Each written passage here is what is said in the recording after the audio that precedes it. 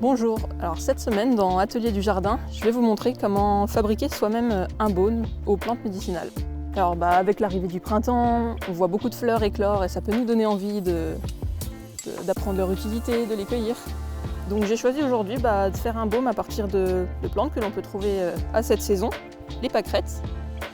Donc vous voyez là j'en ai cueilli juste derrière nous parce que ce sont des plantes très communes que l'on trouve un petit peu partout.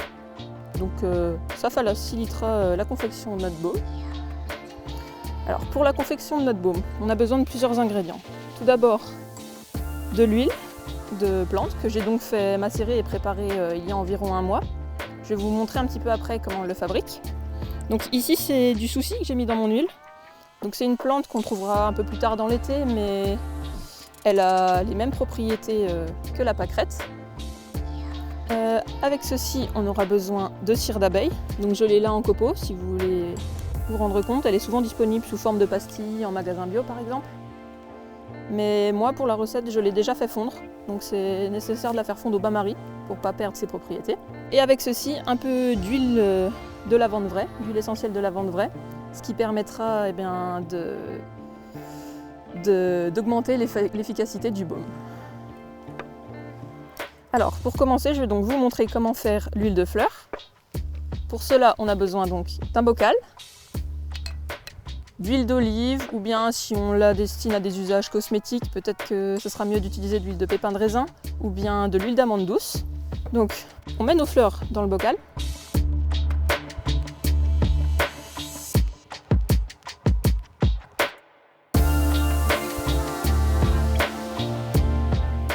Et pour les laisser macérer, on les recouvrira d'huile d'olive jusqu'à hauteur.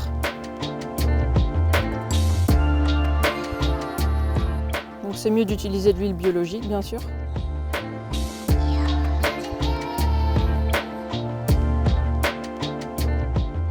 Voilà. Là, on voit que la hauteur d'huile est égale à la hauteur des plantes, donc c'est qu'on a la bonne quantité. Et ce bocal, on va donc le laisser macérer pendant 3 semaines à 1 mois au soleil, afin que toutes les propriétés de la plante se transmettent à l'huile, qu'on pourra ensuite utiliser.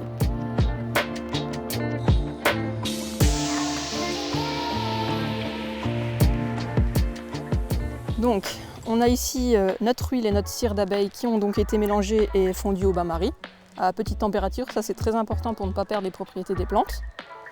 Une fois qu'elles sont sorties du feu, comme ici, je vais donc ajouter quelques gouttes d'huile essentielle de lavande vraie, ce qui va permettre de renforcer les propriétés du baume, car cette plante a des propriétés cicatrisantes, apaisantes. Donc je vais en rajouter 4 ou 5.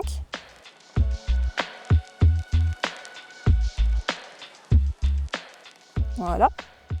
Et remélanger un petit peu.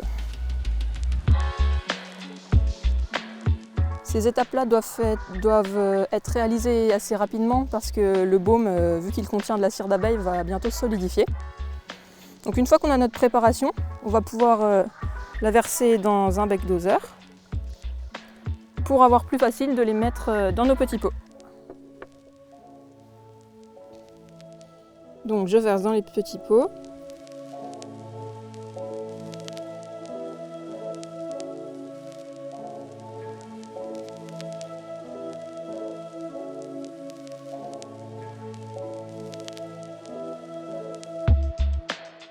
Et nos baumes seront prêts après quelques heures de repos où ils auront pu atteindre leur consistance plus épaisse.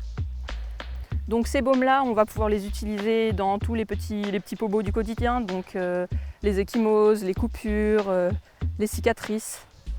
Ça va pouvoir permettre d'apaiser, notamment les lèvres gercées également. Donc voilà, nos baumes sont quasiment déjà solidifiés. Donc à votre tour, à vos fleurs, préparez vos baumes et à la semaine prochaine pour un nouvel atelier du jardin.